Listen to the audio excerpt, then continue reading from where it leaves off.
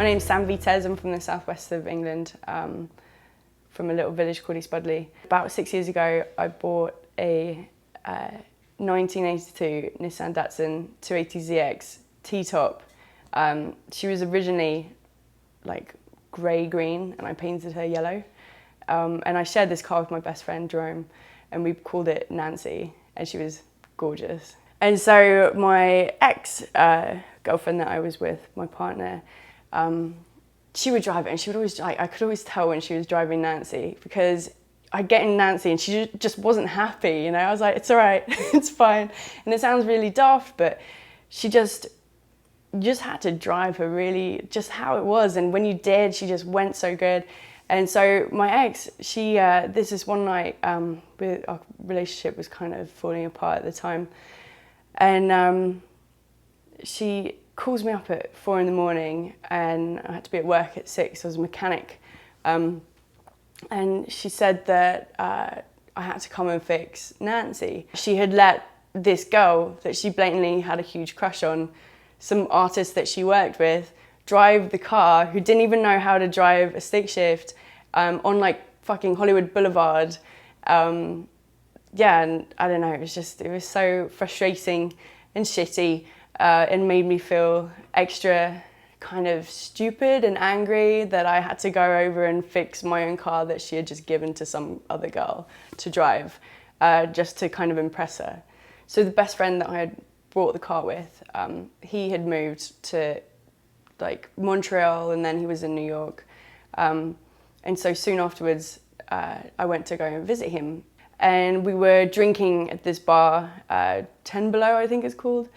And we were drawing on napkins. We're like, we've got to get matching tattoos. What can we get? And we're going through all these different things. Because we lived together for a while in Los Angeles. And we were like, Nancy, let's just get Nancy. So we went outside. I used to smoke back then. And went outside for a cigarette. And we ran into this chick who was cool and fun, just smoking. You know, we're like having a few drinks and getting a bit tipsy. And then go back inside, and so she introduces us to her friend. Her friend's name is Lucy. She just turns to me and she's like kind of drunk and just not interested in meeting anyone, and she's like, hi, my name's Lucy. And I was like, oh my God, she's from Yorkshire, or she's like from the north and I'm from the south. So I was like, God, and the accent's really nice. And I was like, oh, you're from England? She's like, yeah, I'm from England, because when you're English, I was like, oh, where are you from? And she was kind of too drunk to notice my accent. So she didn't even care. Sort of like a few drinks, we had maybe another round, and she said, well, they were both like, well, we're gonna go now, because we're gonna go get matching tattoos. And we're like, whoa, what? Well, we were gonna go get matching tattoos today as well. Let's just all go together.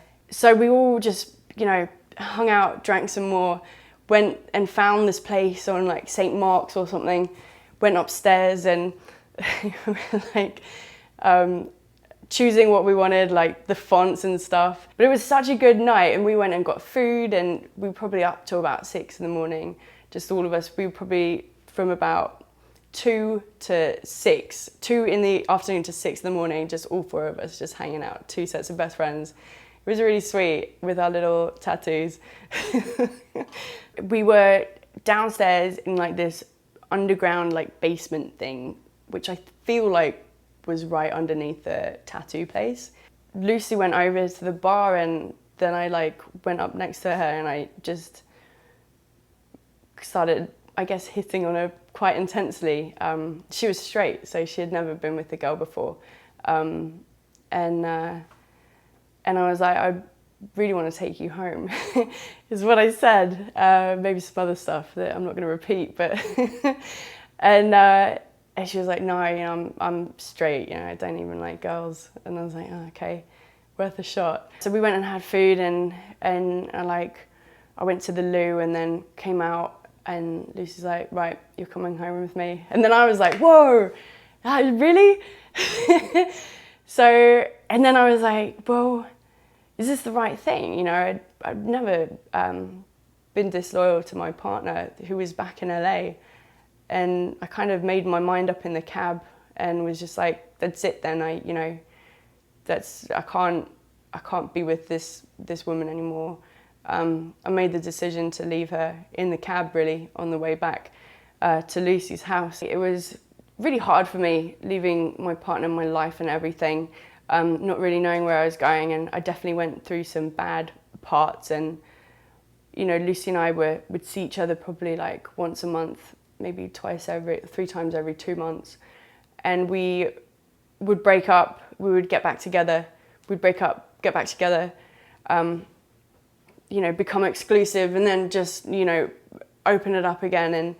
And then we had decided to end it this one time. And when we weren't talking for about 6 months, and it was so soul destroying. You know, I just wanted to put her into every scenario or every adventure that I was going on. I wanted to imagine that she was there with me. After the 6 months apart, I just realized it was not worth it, and I wanted to do everything in my power to make it work for us. And so I got her ring, made the decision to move to New York, and initially just spent the summer here, and then just wanted to go full on. And so yeah, I moved to New York to be with her. And then in January, I proposed to her when we were in Mexico. So we got engaged, and it was, yeah, I don't know, it's just been amazing. Every minute I'm with her, I just need more minutes with her, you know? You just want the entirety of someone.